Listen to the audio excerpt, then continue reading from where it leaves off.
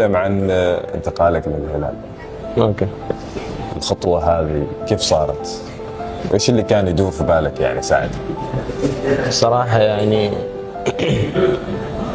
يعني تتكلم عن فريق يعني مستوى عالميا وصل لليفل يعني مرة عالي، بالذات يعني آخر فترات في كأس العالم للأندية من قبل يعني في آسيا.